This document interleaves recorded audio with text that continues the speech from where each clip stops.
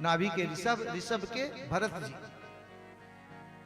भरत जी महाराज एक दिन अपने पिता के पास जाते हैं और पिता के निर्मल लक्ष्यों को देखकर, विचारों को देखकर प्रफुल्लित होते हैं। हे राजन, पिता ने अपने पुत्र भरत को अपने राज्य का भार सौंप दिया और वन की ओर तपस्या करने चले गए।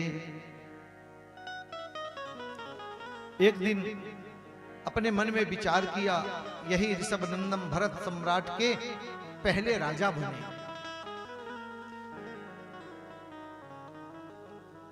राज्य का भार छोड़ करके गंडकी नदी के तट पर तपस्या करने के लिए जाते हैं। वहां पर एक मृग शावक से उनकी प्रीति हो जाती है। सारा साम्राज्य छोड़ा, लेकिन एक मृग के शावक पर आसक्ति होने के कारण अंते यामति सा गति, अंत में जिसका चिंतन करते हो उसी का शरीर मिलता है। इसीलिए कहते हैं कुत्ता पालने वाले सावधान हो जाओ। यहां पर भरत जी महाराज पूरे समस्त पृथ्वी के राजा हैं, सब कुछ छोड़ करके गंडकी नदी के तट पर तपस्या करने गए। वहां पर मृग के शावक में आसक्ति हुई, उसी का चिंतन करते हुए प्राणों का परित्याग किया। दूसरे जन्म में मृग योनि में जन्म लेना पड़ा। परंतु राजन, उनके द्वारा किए हुए जो तप थे वो व्यर्थ नहीं जाते। उनको याद था, मैं भरत नाम का सम्राट था, मेरी मृग शावक से आसक्ति के कारण मृग योनि में जन्म लिया। एक दिन जंगल में आग लगी, प्राणों का परित्याग किया। पुनः एक ब्राह्मण के घर में जन्म लेते हैं। पिताजी कहते हैं वेद मंत्र रट लो, लेकिन वो तो जानते हैं शरीर का महत्व। उनका मन किसी चीज में, भगवत भक्ति के अलावा सब छोड़कर भगवान की आराधना करते हैं। एक दिन रास्ते पे बैठे थे सिंधु सौवीर देश का राजा रहुगण, कपिल भगवान के यहाँ तत्व ज्ञान प्राप्त करने जा रहा था। रास्ते में भरत जी अपने खेत की रखवाली करते हुए बैठे थे। उसकी पालकी में 4 कहार थे। एक कहार की तबीयत बिगड़ गई।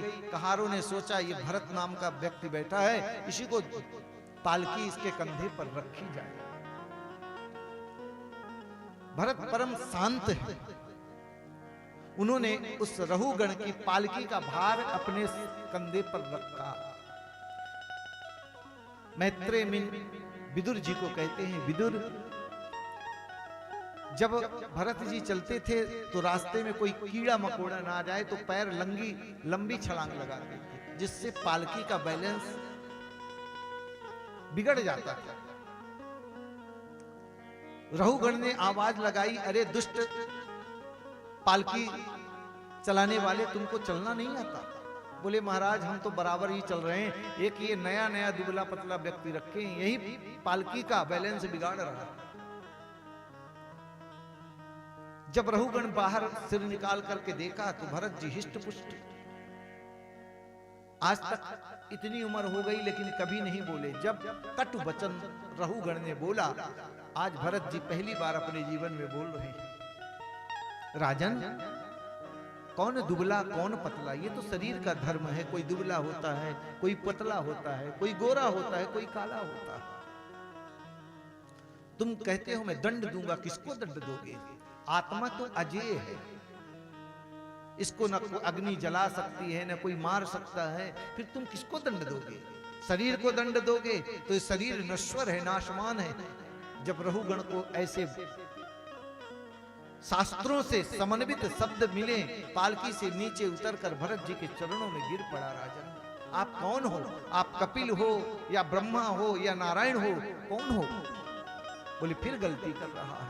अंत में उस रहुगण को तत्व ज्ञान भगवान ने प्रदान किया है और उस तत्व ज्ञान के माध्यम से रहुगण पुनः कपिल भगवान के पास जाता है और अंत में भरत जी परमात्मा की राजन प्राप्ति करते हैं। इस तरह